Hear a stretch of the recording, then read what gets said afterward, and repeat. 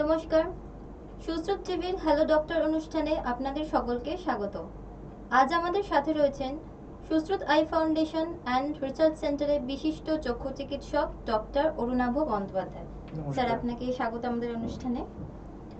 ছানি বা ক্যাটারাক্ট এই বিষয়টা আপনার আমার সবারই কাছেই খুবই একটা জানা একটা বিষয়, খুব কমন একটা চোখের সমস্যা। কিন্তু এই এই এই আমাদের এই প্রোগ্রামেও অনেকবার এই নিয়ে অনুষ্ঠান হয়েছে আমাদের চ্যানেলে, যে ছানি কি বা ছানি কেন চোখে, ছানির কি ক্যাটারাক্ট হয়, এর কি ট্রিটমেন্ট, কি কি করা হয় সম্পর্কে নিয়ে অনেক কিছু আলোচনা হয়েছে। কিন্তু আমাদের সকলের মধ্যে কিছু প্রচলিত কিছু ধারণা আছে এই বিষয়টা নিয়ে, যে আমরা কেন অপারেশন করাবো, কেন করাবো না, এই সমস্ত জিনিস নিয়ে আজকে আমাদের এই অনুষ্ঠান। আপনাদের মনেও যদি কোনো প্রশ্ন থাকে, আপনারাও সরাসরি আমাদের অনুষ্ঠানে ফোন করে প্রশ্ন করতে পারেন। আমাদের ফোন নাম্বার 9073997720। আরও একবার বলছি, 9073997720। তো আসুন আমরা সরাসরি চলে যাই ডাক্তারের কাছে। স্যার, ছানি সংক্রান্ত কিছু সাধারণ ধারণা মানুষের মধ্যে রয়েছে, মানে কিছু মিথ রয়েছে আর কি, মানে সেটা সবসময় সঠিক নয়। তো এই ধারণাগুলোর উৎপত্তিটা কিভাবে হলো? দেখো, ছানি হচ্ছে চোখের একটা বহু পুরনো সমস্যা, একটা দৃষ্টিহীনতার কারণ। মানুষের জন্মলগ্ন থেকেই এই ছানির সমস্যা রয়েছে এবং এর চিকিৎসা পদ্ধতিও বহু পুরনো। মানে খ্রিস্টপূর্বাব্দ সেই 800 শতাব্দী থেকে সুশ্রুত যিনি ছানির অপারেশনের চিকিৎসার পদ্ধতি প্রথম চালু করেন এবং তার নাম করেই আজকে আমাদের এই চোখের হাসপাতালের নামকরণ। তো তারপর থেকে বহুভাবে ছানির বিভিন্ন রকম চিকিৎসা পদ্ধতি এসছে, বিভিন্ন চিকিৎসা পদ্ধতি, এবং ছানি সংক্রান্ত প্রচুর গবেষণা হয়েছে এবং তার মাধ্যমে উঠে আসা অনেক তথ্য, নতুন নতুন তথ্য এসছে। এবং বিগত 2-3 দশকের মধ্যে ছানির অপারেশন এবং ছানির চিকিৎসাগত অনেক পরিবর্তন এসছে এবং সেই সম্পর্কে কিছু ধারণাও আরও আগের থেকে পাল্টেছে।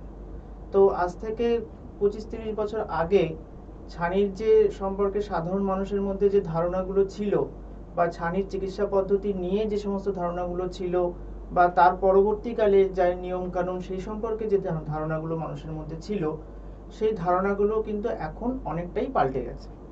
এবার সেই ধারণাগুলো অনেক সময় মানুষজন আমাদের কাছে নিয়ে আসেন, যারা পুরনো দিনের মানুষ বা যারা অনেক আগে অপারেশন করিয়েছেন, তাদের একটা ধারণা নিয়ে তারা আগে করিয়েছেন বা তারা শুনেছেন।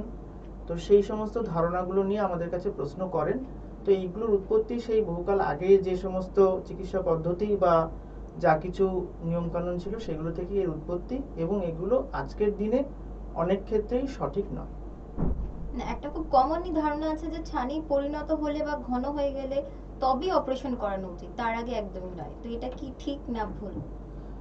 না, ছানি দেখো, এখন তো ছানির বিভিন্ন রকম ছানি পড়তে পারে এবং ছানির ঘনত্ব অনুসারে তার গ্রেডেশনও হয়। 1, 2, 3, 4, 5 ম্যাচিওর, হাইপার ম্যাচিওর স্টেজ, এই ধরনের জিনিসগুলো থাকে। তো অনেকের একটা ধারণা আছে, যেটা তুমি বললে আর কি, যে ছানি পরিণত হলে বা ঘন হলে বা ছানি পড়ার জন্য যখন আমি একেবারেই দেখতে পাবো না বা খুব কম দেখবো, তখনই আমি অপারেশন করাবো। যতদিন পর্যন্ত আমি দেখতে পাচ্ছি ততদিন তো আমি দেখছি, আমার তো অসুবিধা হচ্ছে না, আমি তো কাজ তো চালিয়ে নিতে পারছি, তাহলে আমি এখন কেন অপারেশন করাবো? দেখো, আগে যে অপারেশনগুলো হতো সেগুলো একটা বড়, মানে কাটা কেটে, চোখ কেটে অপারেশন হতো। মোটামুটি 8-9 মিলিমিটার ইনসিশন দিয়ে সেখান থেকে ছানিটাকে বার করা হতো এবং পুরো ছানিটা একবারে বার করা হতো। এখন যে নতুন পদ্ধতিতে অপারেশন হয় বা ফেকো সার্জারির মাধ্যমে যে অপারেশন হয়, তাতে একটা ছোট্ট 2.8 মিলিমিটার বা 2.4 মিলিমিটারের একটা ইনসিশন দিয়ে সেখানে ফেকো প্রোবটা দিয়ে বা মেশিনের যে একটা মোটা মতন ছুঁচ বলতে পারো, সেরকমই একটা জিনিস দিয়ে ছানিটাকে টুকরো টুকরো করা হয় এবং তারপরে সেই ভেঙে যাওয়া টুকরোগুলোকে আস্তে আস্তে বার করে নেওয়া হয়। তো আগে যে ব্যাপারটা ছিল যে পুরো গোটা ছানিটা একবারে বের করতে হবে, তো সেই বিষয়টা কিন্তু এখন আর নেই। তো আগে অনেক সময় ডাক্তাররা বা যারা এই নিয়ে চিকিৎসা করতেন, তারা ওই পুরো জিনিসটা যেহেতু একবারেই বার করে আনতে হবে, সেই জন্য ছানিটা একটু পরিণত হওয়ার জন্য অপেক্ষা করতেন। কিন্তু এখন যে নতুন চিকিৎসা পদ্ধতি এসছে, তাতে যেহেতু আমরা ছানিটাকে ভেঙে টুকরো টুকরো করে বার করছি, ছোট ছোট খণ্ডাংশ করে নিয়ে তারপরে সেগুলোকে বার করছি, সেহেতু ছানি যদি পাতলা অবস্থাতে অপারেশন করা যায়, তাহলে কিন্তু সেটা ভালো। সেটা এই কারণেই ভালো, কারণ ছানিটা তো যার ধরো ঘন হচ্ছে, তার তো আর একদিনে বা কয়েকদিনের মধ্যে বা কিছু দিনের মধ্যে হবে না। সেটা অনেক দিন থাকতে থাকতে তবেই সেটা হবে। মানে সে এনএস 1 2 3 4 এই সমস্ত স্টেজ ক্রস করে গিয়ে তবে সে ম্যাচিওর হাইপার ম্যাচিওর স্টেজে গিয়ে পৌঁছবে। বা যে কোনো ছানি, সে পোস্টেরিয়র সাবক্যাপসুলারি হোক বা কর্টিক্যাল ক্যাটারাক্টি হোক, যে কোনো ছানি হোক না। তো এই যে এতদিন ধরে যে ছানিটা চোখের মধ্যে রয়েছে, এর কিছু খারাপ দিক কিন্তু চোখের ওপর পরবর্তীকালে চোখের ওপর কিন্তু পড়তে পারে। যেমন ধরো প্রেশার বাড়তে পারে চোখের, বা যার ধরো কোনো আন্ডারলাইন কোনো সমস্যা রয়েছে, যেমন ধরো রেটিনার প্রবলেম রয়েছে বা গ্লকোমার প্রবলেম রয়েছে, সেগুলো ছানির কারণে কিন্তু সঠিকভাবে নির্ণয় করা এবং তার চিকিৎসা সঠিকভাবে করা নাও হতে পারে বা নাও যেতে পারে। তো যার ফলে সেটা যদি ঠিকঠাকভাবে না করা যায়, তাহলে কিন্তু পরবর্তীকালে ছানি অপারেশনের পরেও হয়তো দেখা যেতে পারে যে তার দৃষ্টিশক্তিটা সম্পূর্ণরূপে আগের অবস্থায় ফিরে আসলো না। তাই আমরা এখন যেটা পরামর্শ দিই, যে ছানি যদি পড়েছে এইটা যদি আমরা জানতে পারি বা এটা যদি আমরা ডায়াগনোজ করতে পারি বা ডিটেক্ট করতে পারি, তাহলে সেটা যত তাড়াতাড়ি সম্ভব করে নেওয়াই উচিত। সেই আগের মতন যে ছানি ঘন হবে, পরিণত হবে, তবেই আমরা অপারেশন করব, এই ধারণাটা এখনকার দিনে সত্যি নয়। আচ্ছা, আরো একটা কনসেপ্ট আছে মানুষের, যে অপারেশনের পর চোখে জল লাগানো যাবে না, স্নান করা যাবে না, সে কারণে গরমকালে একদমই অপারেশন করাবো না, শীতকালে গিয়ে আমি অপারেশন করাবো। তো এটাও কি ঠিক? অনেকে পছন্দ করেন শীতকালে অপারেশন করাতে, অনেকে পছন্দ করেন, কারণ স্নান করার একটা ক্ষেত্রে অনেকে মনে হয় যে আমি স্নান করতে পারবো না। কিন্তু এখন আমরা যে পদ্ধতিতে অপারেশন করি বা ফেকো সার্জারির মাধ্যমে যেটা করি, তাতে আমরা যে পরামর্শটা দিই পেশেন্টকে, সেটা হচ্ছে যে সে গলার তলা দিয়ে কিন্তু জল ঢেলে শরীরের ওপর সে জল ঢালতে পারবে, তাতে কোনো সমস্যা কিছু নেই। শুধু মাথার উপর থেকে সরাসরি জলটা আমরা ঢালতে কিছু দিনের জন্য আমরা বারণ করি, খুব বেশি দিন না, সেটা 5 দিন বা 7 দিন এরকম হতে পারে। তো সেইটা যদি মানে একটু বিরত থাকা যায় তো ভালো।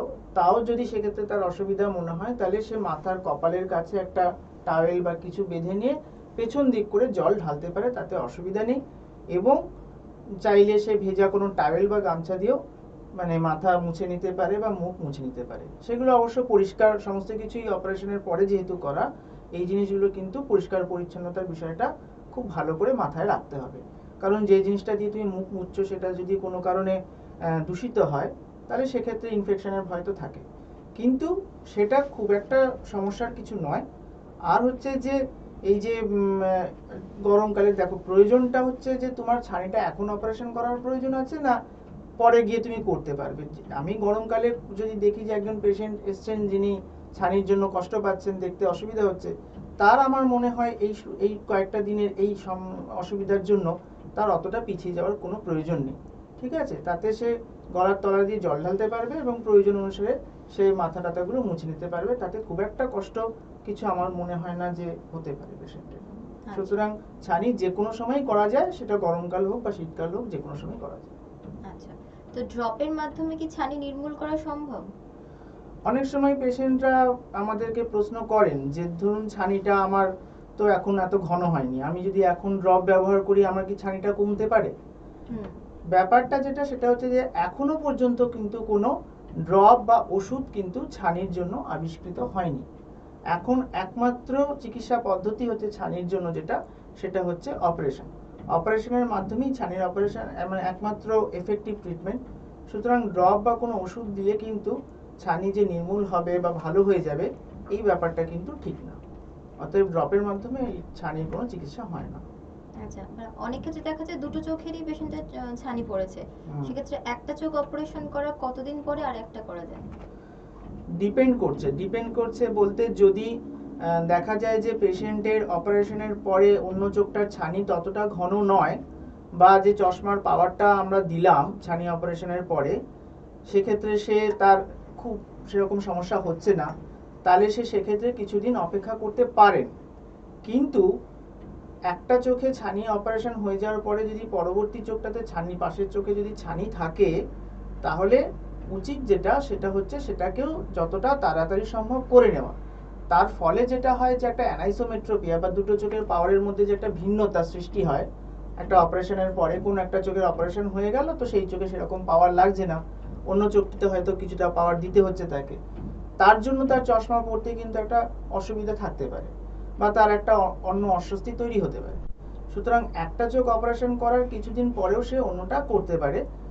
আর যদি খুব অসুবিধা না হয় তাহলে কিছুদিন অপেক্ষা করতে পারেন। কিন্তু একটা চোখ অপারেশন হওয়ার পরে আমরা 7 দিন 10 দিন পরেও কিন্তু অন্য চোখটা করিয়ে নিতে পারি। এমন নয়, অনেক সময় পেশেন্টরা বলেন যে আমি তো এইমাত্র একটা চোখ সবেমাত্র করলাম, তো আমি 2 মাস 3 মাস পরে গিয়ে অন্য চোখটা করবো, বা তারও পরে করবো, বা পরের বছর করব। তো সেরকম ব্যাপারটা নয়, প্রয়োজনটা দেখতে হবে কতখানি, অন্য চোখের ছানির ঘনত্ব কতখানি, অন্য চোখের ছানির জন্য তার কতটা সমস্যা হতে পারে, তার কতখানি অ্যানাইসোমেট্রোপিয়া হতে পারে, এই সমস্ত বিষয়ের ওপর লক্ষ্য রেখে যেটা তার জন্য বেশি জরুরি হবে, ডাক্তার বা যিনি দেখছেন চিকিৎসক তিনি সেই পরামর্শটাই দেবেন। কিন্তু এটার ভাবার কোনো কারণ নেই যে একটা আমি সদ্য সদ্য করিয়েছি বলে অন্য চোখের অপারেশনটা আমাকে বেশ অনেকদিন পরে গিয়ে করাতে হবে, এরকম কোনো ব্যাপার কিন্তু নেই। সুতরাং একটা অপারেশনের কিছুদিন পরে, মানে 7 থেকে 10 দিন পরেও কিন্তু আমরা অপারেশন করতে পারবো। আচ্ছা, মানে চোখে কতটা ক্যাটারাক্টটা হয়েছে প্রয়োজনীয়তা অনুযায়ী করা যেতে পারে। আবার অনেক ক্ষেত্রে এমনও হয় যে অন্য চোখটা হয়তো খুব ঘন ছানি হয়ে রয়েছে, সেক্ষেত্রে কিন্তু আরো আগে করিয়ে নেওয়ার প্রয়োজন পড়তেও পারে। আচ্ছা, তো আরো একটা খুব কমন ধারণা মানুষের মনে আছে, যেমন ধরুন বর্ষাকালে জলের থেকে এমনিতে আমাদের একটা পেটের ইনফেকশন হওয়ার চান্সেস থাকে, অনেক সময় চোখ লাল হয়ে যায়, চোখে কনজাংটিভাইটিস হয়, মানে যেটাকে আমরা খুব চলতি ভাষায় জয় বাংলা বলে থাকি। তো এইটা থেকেও মানুষের মনে একটা ধারণা আছে, একটা ইনফেকশনের ভয়, তো এই সময় সেই জন্য আমি অপারেশন করাবো না, বর্ষাকালটা কেটে গেলে তারপর করাবো, তো এটাও কি ঠিক? না, দেখো ব্যাপারটা হচ্ছে যে ভয়টা হচ্ছে জল থেকে, তাই তো, কিন্তু বর্ষাকাল বলো বা শীতকাল বলো, দূষিত জল কিন্তু যে কোনো সময় হতে পারে। হ্যাঁ, সেটা একটা ব্যাপার। তো আমরা চোখে যে জলের ব্যবহারটা করব, মানে চোখটাকে পরিষ্কার রাখতে গিয়ে যে জলটুকু দেবো, সেটা তো খুব বেশি মাত্রার জল আমরা দিচ্ছি না। আর আমরা একটা পদ্ধতি মেনে দেব। পদ্ধতিটা আমরা সবাই বলে থাকি যে জলটা 20 মিনিট তুলোর মধ্যে দিয়ে জলটাকে 20 মিনিট ধরে ফুটিয়ে তারপর সেটাকে ঠান্ডা করে সেই তুলোটা ভালো করে নিংড়ে নিয়ে তার দিয়ে চোখটা পরিষ্কার করে নেওয়া। তো সেই ক্ষেত্রে সেই জলের মধ্যে কোনো জীবাণু থাকার কোনো সম্ভাবনা নেই। তো সেই হিসেবে কিন্তু বর্ষাকালে যে জলের থেকে চোখের মধ্যে ছানি অপারেশনের পরে কোনো ইনফেকশন হবে, এই ধারণাটা আমার মনে হয় ঠিক নয়। ঠিক আছে, যদি আমরা যত্নটা বা কেয়ারটা যদি আমরা ঠিকঠাক নিই, তাহলে সেক্ষেত্রে জলের থেকে কোনো ইনফেকশন হওয়ার কোনো সম্ভাবনা কিছু নেই। তুমি বর্ষাকালেই বলো বা শীতকালেই বলো বা গরমকালেই বলো, যে কোনো সময়েই কিন্তু তোমাকে এই একই নিয়ম মেনে ছানি অপারেশনের পরে কিন্তু চোখের যত্ন নিতে হবে। আমি শীতকাল বলে মনে করলাম এখন তো ইনফেকশনের ভয় নেই, আমি যেমন তেমন একটা জল চোখে লাগালাম, সেটা কিন্তু করতে পারবে না। বা গরমকালেও সেটা করতে পারবে না, অন্য কোনো সময় করতে পারবে না। তাই বর্ষাকাল বলে কোনো আলাদা এই ব্যাপারে কিছু নেই। তুমি বর্ষাকালেও যেরকম চোখের যত্ন নেবে, শীতকালেও সেরকম চোখের যত্ন নেবে, এবং বর্ষাকালেও শীতকালেও ইনফেকশনের সম্ভাবনা যেরকম থাকে না যত্ন নিলে, বর্ষাকালেও সেরকম ইনফেকশনের সম্ভাবনা কিছু থাকে না, বা ছানি অপারেশনের পরে কোনো ইনফেকশন হওয়ার সম্ভাবনা কিছু হয় না। তো সেটা ঠিক না, বর্ষাকালে চাইলে আমরা অবশ্যই করতে পারি ছানি অপারেশন। আচ্ছা, আরো একটা জিনিস যেটা দেখা যায়, খুব বয়স্ক যারা, তাদের চোখে হয়তো ছানি পড়েছে, ডাক্তারবাবুকে দেখিয়েছেন, বলেছেন ছানি অপারেশন করতে হবে, তো তাদের একটা সাইকোলজিক্যাল একটা ব্যাপার চলে যে আমার তো এমনি বয়স হয়েছে, আমি এমনি চোখে কম দেখছি, কদিনই বা বাঁচবো, তো অপারেশন করি কি হবে। তো এই ধারণাটা থেকে তাদের কিভাবে বের করে আনা সম্ভব? আমি বলবো এই ক্ষেত্রে তাদের পরিবারবর্গ যারা রয়েছেন বা পরিবারের মানুষজন যারা রয়েছেন, অবশ্যই তার হয়তো বাবা মা এই ধরনেরই কেউ হবেন তারা, তো তাদের একটা দায়িত্ব আছে যে তার একটা কেয়ার নেওয়া। ঠিক আছে, অনেক সময় বয়স্ক মানুষরা এটা মনে করেন, কিন্তু তারাও যেহেতু পরিবারের একজন সদস্য, তো তাদের কেয়ারটা নেওয়াটা আমাদের খুব জরুরি। এবং ছানি একটা বয়সজনিত, বেশিরভাগ ছানি একটা বয়সের পরে গিয়ে আসে, যদিও ছানি একদম জন্মলগ্ন থেকে শুরু করে যে কোনো বয়সেই পড়তে পারে, কিন্তু তাদের বয়স্ক মানুষদের যত্ন নেওয়াটাও আমাদের খুব জরুরি। তো বয়স্ক মানুষ কতদিন বাঁচবেন বা কি তার অতটা সমস্যা হচ্ছে না, এই ব্যাপারটাকে আমরা অত বেশি গুরুত্ব দেওয়াটা উচিত না। ঠিক আছে, তারা যেটাই বলুক না কেন, তার যদি ছানিটাকে আমরা ফেলে রাখি, তাহলে তার থেকে যে বড় সমস্যা হতে পারে পরবর্তীকালে, সেই সমস্যাটার জন্য কিন্তু পরিবারের সদস্যদেরও সমস্যা হতে পারে, এবং যার হবে তার তো হবেই সমস্যা, সেই পেশেন্টের তো সমস্যা হবেই। যেমন ধরো একটা পরিণত ছানি যদি আমি ফেলে রেখে দিই, তো সেটা যে কোনো সময় গিয়ে সেটা ফেটে যেতে পারে। ঠিক আছে, তো সেই ধরনের ছানি যেরকম ফেকোলাইটিক গ্লকোমা, ফেকোমরফিক গ্লকোমা, এই ধরনের সমস্যা তৈরি করতে পারে। তখন একটা অস্বাভাবিক ব্যথা চোখের মধ্যে, হ্যাঁ, বা পেশেন্টের একটা অস্বাভাবিক অসুবিধা সৃষ্টি হতে পারে এবং তার থেকে পরিবারবর্গ যারা রয়েছে তাদেরও সমস্যা হতে পারে, চোখের একটা বড়সড় ক্ষতি হয়ে যেতে পারে। তো আমরা সেই দিনটার জন্য একেবারেই অপেক্ষা করব না। ছানি অপারেশন করাটা এখন আমার মনে হয় না খুব একটা আয়ত্তের বাইরে যাওয়া অপারেশন। হ্যাঁ, অনেক সাধারণ মানে জায়গাতেও ছানির অপারেশন হয়, অনেক কিছু অনেকভাবে ছানির অপারেশন হয়। তো ছানিটা থাকলে পরে সেটা বয়সের সঙ্গে আমরা কোনোভাবে তুলনা করব না। যে কোনো বয়সের ছানিকেই আমরা সমানভাবে নেব, সেটা বেশি বয়সেরই হোক বা কম বয়সেরই হোক, এবং সেইটার যা চিকিৎসা যা করা উচিত আমরা সেটাই করব। আচ্ছা, তো অপারেশনের পর মোটামুটি কতদিন সময় লাগে স্বাভাবিক জীবনে ফিরে আসতে? দেখো, ছানি অপারেশনের পরে স্বাভাবিক জীবন, যেটা আমরা normal day to day activities যেগুলো আমরা বলবো, সেগুলো কিন্তু খুব একটা সময় লাগে না, 1-2 দিনের মধ্যেই সেটা করতে পারেন।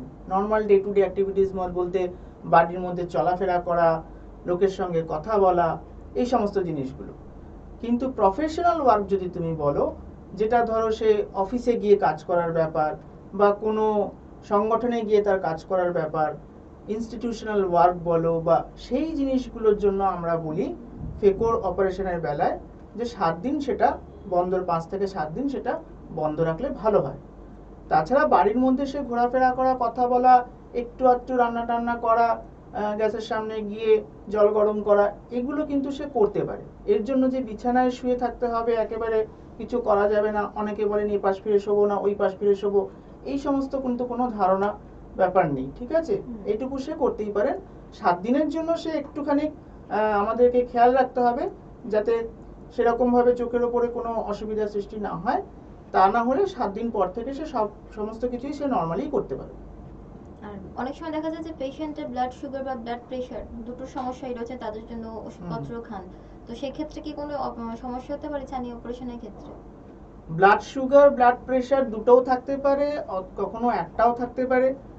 ছানি অপারেশনের জন্য তো কিছু পদ্ধতিগতভাবে আমাদের তো কিছু নিয়মকানুন মেনে অপারেশন করতে হয়, যেমন সুগারটা আন্ডার কন্ট্রোল লেভেল থাকা, একটা নির্দিষ্ট মাত্রার নিচে সেটা থাকতে হবে, প্রেশারটা একটা নির্দিষ্ট মাত্রার নিচে থাকা উচিত।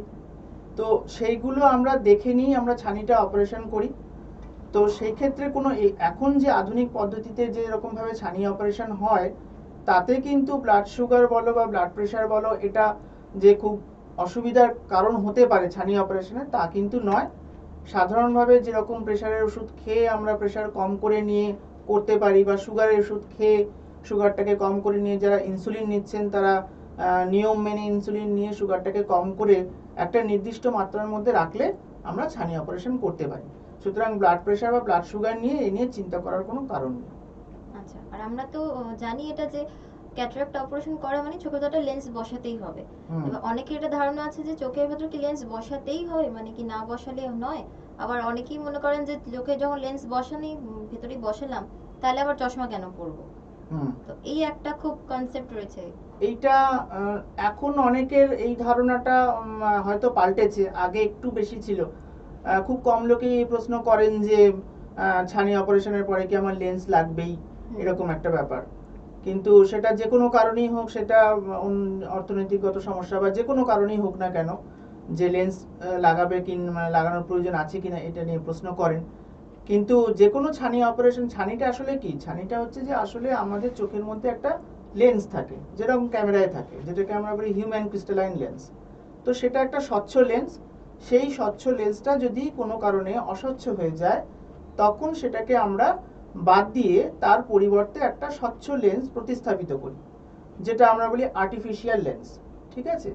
তো সেই আর্টিফিশিয়াল লেন্সটা দিতেই হবে। যদি আমি না দিই, পেশেন্টকে যদি আমি না দিয়ে ছেড়ে দিই, তাহলে পরবর্তীকালে অন্য সমস্যা হবে। সেই জন্য এটা বাধ্যতামূলক। তবে অনেক সময় কিছু কিছু কমপ্লিকেটেড ক্যাটারাক্ট থাকে, যেরকম ধরো গ্রসলি সাবলাক্সেটেড ক্যাটারাক্ট, মানে ছানিটা খুব যে জায়গাটায় লেন্সটা বসাবো সেই জায়গাটা হয়তো খুব কোনো কারণে দুর্বল হয়ে গেছে, সেটা আঘাতজনিত কারণেই হোক বা অন্য কোনো কারণেই হোক।